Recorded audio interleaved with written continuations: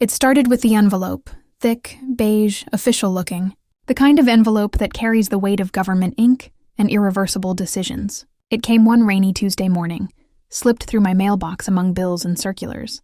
I almost didn't open it. Then I saw the sender, County Department of Child and Family Services. My stomach folded in on itself. Inside were photocopies, forms, signatures, and one name that didn't belong. Not mine, hers, Adoptive Parent, Maya Walsh. I read it again and again. The letters blurred like they were trying to rearrange themselves into something logical. But they didn't. They stayed the same, mocking me. My sister had signed her name where mine should have been. 2 years earlier, when Maya was still in diapers, it was me who stayed up at night, bottle in hand, whispering lullabies into the dark. Me who took her to every doctor's appointment, filled out every form, soothed every fever. Emily, brilliant, busy Emily, had been the one who supported from afar.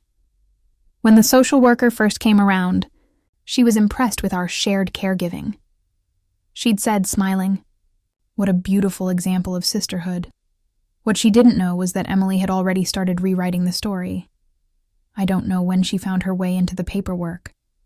Maybe when I was too exhausted to double-check the files.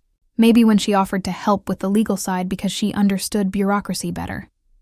It didn't matter. The result was the same, a name on a line, and the quiet theft of a life. For weeks after that envelope arrived, I lived between numbness and rage. I wanted to call her, to scream, to make her confess, but what would that change? The ink had dried. The system had decided I wasn't listed as primary caregiver. I wasn't even listed as guardian. Just a contact, a line item. So I did what I do best. I watched. Emily and her husband moved to a bigger house in the suburbs. Their Christmas cards began featuring my little girl in matching outfits with their dog. Her name, Maya, appeared in captions like, "Our little blessing," "Our miracle." Every time I saw a post, something inside me shrank, then hardened. She hadn't stolen just a child. She'd stolen a narrative, a truth, and that, I decided, could be rewritten. I didn't start with confrontation. I started with information. Records are public, if you know how to look. And I'd spent enough time around social workers to understand how the system's corners bent. You don't storm in, you observe, you wait, and you learn which doors open when no one's watching. So I applied for a clerical job at the county office. Part-time. Low-level. Invisible. They didn't even ask many questions. "Experience with paperwork?" they said. I smiled. "Plenty." My first day, I was handed a login, a stack of forms, and a desk wedged between filing cabinets. From that corner, I could access almost anything if I learned the right codes. Case numbers, movement orders, custody transitions. Every file was a life folded into pages, children passed from hand to hand, each with its own paper trail of loss. I started recognizing patterns. I started recognizing power. When I finally found Maya Walsh in the system, my hands trembled. Her file number matched the adoption record in my envelope. Her history section was full of inaccuracies, rewritten timelines, fabricated gaps that erased me. I wanted to cry, but instead I copied the data to a secure folder and logged out. Then I whispered to myself, "If she rewrote the file, I'll write the truth." I didn't know it yet, but that was the night I began my own adoption. The office smelled like paper and dust and something faintly metallic, the scent of printers that never stopped running. Every morning I'd clock in, take my seat between filing cabinets, and become invisible. That was the key, invisibility. When no one sees you, no one suspects what you see. I started learning the rhythm of the department, who double-checked case numbers, who left forms unsigned over lunch, who forgot to log out before heading to meetings. There was one social worker, Denise, who liked to vent to anyone within earshot. She called it emotional transparency. To me, it was reconnaissance. "Half these foster parents don't even read the reports," she'd sigh. "They just want the stipend." She'd say it loud, frustrated, while printing files that I could see flashing across her monitor. I memorized names, case IDs, patterns of error. The thing about systems, they're built on human fatigue, and I'd learned to weaponize patience. When I wasn't at the office, I was at home rereading Maya's file. I'd print one page each night, just one, and lay it on the kitchen table like evidence in a trial no one else knew existed. Each section was wrong in small, deliberate ways. Dates adjusted, addresses swapped, contact notes falsified. It was methodical, almost elegant. Emily had always been elegant. There were lines describing temporary placements I'd never heard of, caregivers that didn't exist. One line, though, cut deepest. No biological or familial caregivers available for reunification. I traced that sentence with my finger until the ink smudged. I was alive. I was working a mile from her, and the system said I didn't exist. For weeks, I didn't touch the file. I just studied. I learned how the adoption pipeline worked, how cases were flagged for follow-ups, how oversight audits shuffled records between departments. When the quarterly transfer came, I made my first move. A small one. I swapped one document header. A simple internal tag that reclassified Maya Walsh's case from finalized adoption to pending post-placement review. It wasn't illegal. Exactly. Just unnoticed. It would send her case into circulation again, just enough to raise a question. 2 weeks later, I overheard Denise in the break room. "We've got a weird one," she said to a colleague. "Adoption from 2 years ago popped up in the system again. Must be a glitch." I kept my face blank, my spoon steady in the yogurt cup. "We'll fix it," the other worker said. "Re-sign the verification, clear it from the queue." I smiled quietly into my spoon. You can't re-sign a verification that doesn't match its own date stamp. I'd learned that too. That night, I went home and opened my private log. Phase 1, systemic re-entry. Phase 2, narrative correction. I wasn't trying to undo the adoption. Not yet. I was trying to exist inside the official record again, to make the system remember me. My next opportunity came through a foster review meeting. They needed clerical support to transcribe case notes. I volunteered. The notes were mundane: late payments, home visits, school reports. But sometimes, in the middle of all that noise, you'd find one sentence that told the real story. When they opened Maya's folder, my pulse quickened. "Seems the child's showing attachment anxiety," Denise said, flipping through the pages. "Some confusion about early caregivers." The phrase struck me like a bell. Early caregivers, plural. She didn't know it, but she'd already written my re-entry point. Over the next month, I started threading small truths back into the system. Nothing dramatic, just careful insertions into status memos, background verifications, file attachments. A name mentioned once. A reference to a maternal figure during formative care. A note signed by clerical assistant M. Walsh. No one read them closely. No one ever does, but computers do. And every automated audit now saw a correlation. Maya Walsh linked to M. Walsh, the forgotten contact. I wasn't erasing Emily. I was haunting her. The first time I saw Maya again was by accident. A school field trip. The group crossing the street near City Hall. She was taller, her curls a little looser, her laugh the same. She didn't recognize me. Of course she didn't. I watched from across the street, heart hammering, and whispered, "I'm still here." A teacher called her name. She turned, smiled, not at me, but at the world. And for the first time in 2 years, I believed the world might give her back. But not yet. First, the system had to believe in me again. Audits are like storms. You can't predict when they'll start, only that once they do, everything loose will be shaken free. It began quietly, as most reckonings do.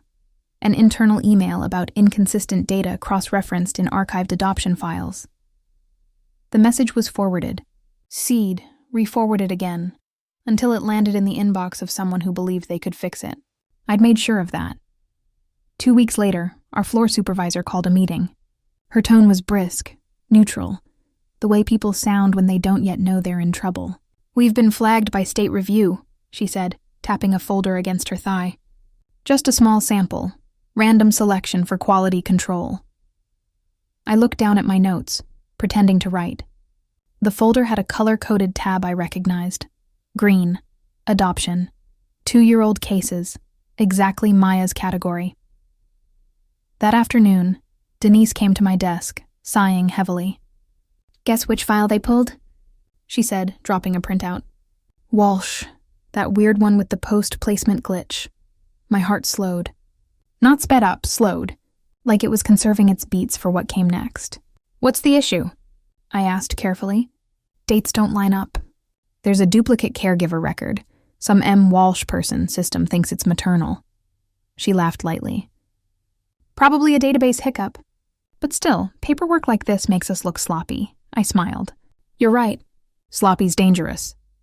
The audit required verification from the adoptive parent, which meant Emily. I knew the call would come before she even dialed. When my phone buzzed that evening, her name lit up the screen like an old wound reopening. "Did you do something?" she asked. No greeting, no warmth. I leaned back in my chair. "Define something. I got a call from the county. They said there's been a review on Maya's file. Something about incomplete documentation. You've been working there, haven't you?" I let a long silence stretch, just enough to make her fill it. "Look, if this is about the past, can we just fix it?" I said softly. "You want to fix the past?" She sighed, the way she used to when we were kids, and she wanted to sound like the reasonable one. "Maya's stable. She's happy. Don't stir things that don't need stirring." "Stable," I repeated. "That's a nice word for stolen." The line went dead a second later. At work, I played innocent. I printed forms, filed records, answered phones. But under the surface, the system was rearranging itself in my favor. Every time Emily tried to correct something, the audit flagged another discrepancy. Dates didn't match. Addresses conflicted. Her signature appeared on pages that were never formally witnessed. The truth is, once you start manipulating paperwork, it becomes a labyrinth, and only the one who built it can find the way out. 3 weeks later, Denise approached me again, a little pale. "You won't believe this," she said. "The state's asking for original custody documentation from before the adoption. Can you imagine? They never do that." "Maybe it's important," I said quietly. She gave me a look. "You always say that, like everything means something. Doesn't it?" I smiled. At night, I started dreaming of file cabinets.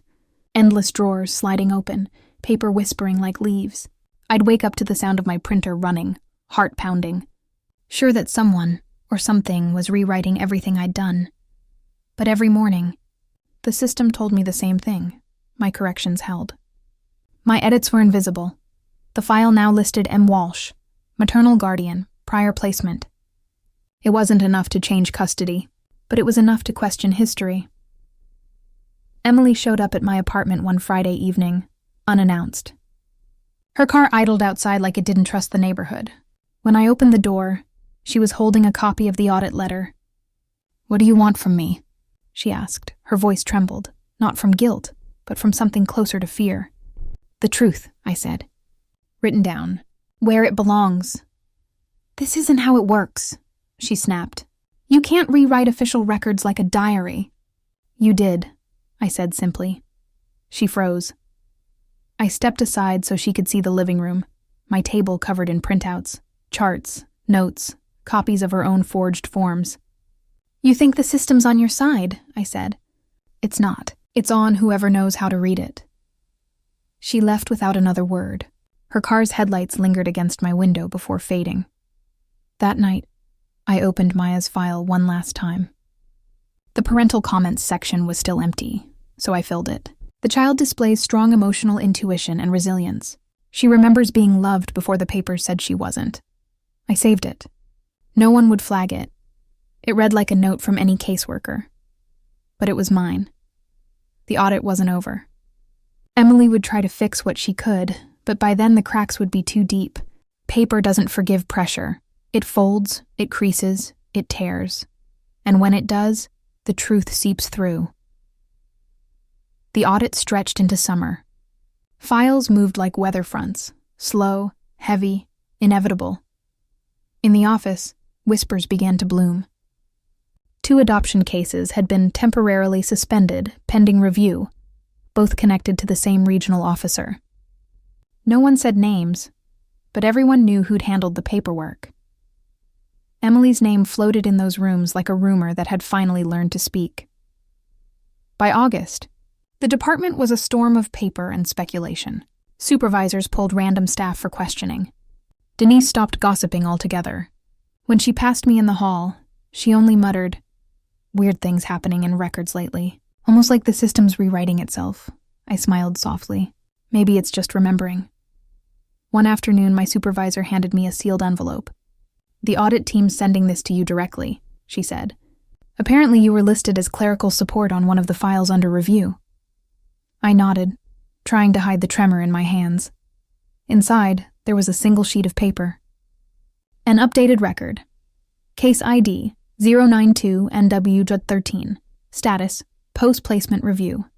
Complete note: original caregiving verified through corroborating witness accounts. Maternal bond recognized for record continuity, and there it was, not my name exactly, but something better: acknowledgement. The file didn't overturn the adoption, didn't shift custody, didn't undo years of silence. It just said what had been true all along. She remembers. Emily called again that evening. I almost didn't answer, but I wanted to hear the sound of her defeat. "You've made your point," she said. Her voice was brittle. "The audit's done. They're closing the file." "Good. They think there were clerical errors. They're not sure how they happened." "Systems glitch sometimes," I said. "This isn't funny, Nora." I let the silence sit between us, the kind that hums, that vibrates with everything unsaid. "You could have just talked to me," she said finally. "I did," I whispered. "For years." A week later, I requested reassignment. Different department, different building. When I packed my things, Denise hugged me. "You were good at this," she said. "You actually cared." "That's the problem," I said. I cared too much. I visited Maya one last time officially. Her case was closed, but as a staff member, I was allowed to deliver a file transfer notice. Emily opened the door with tired eyes. Maya ran out from behind her, clutching a drawing. A woman and a child holding hands standing in front of a garden. "I made this," she said proudly. "That's Mommy, that's me." I knelt down. "It's beautiful," I said. "You're a very good artist," she nodded. "Mommy says I always loved to draw when I was little, even before we lived here." Her words hit like a quiet mercy. "Even before." I smiled and handed her the envelope. "Keep this safe, okay?" She looked at it like it was treasure. "I will." Back in my apartment, I logged into the system one last time. Maya's file was marked complete, no pending actions, no open audits. Just a final notation, invisible to anyone who didn't know where to look. History corrected, verified by secondary source. That secondary source was me. Hidden in the metadata, tucked between timestamps and revision IDs, not a name, but a fingerprint. Enough to last. Some nights I still dream of the filing room, the smell of paper and toner, the sound of drawers opening like sighs. But now when I wake, there's no panic, just peace. Because revenge, I've learned, doesn't always roar. Sometimes it whispers in black ink and quiet justice. Sometimes it hides in plain sight, under a heading labeled resolved. And sometimes, if you're patient enough, it grows into the kind of truth no one can ever erase.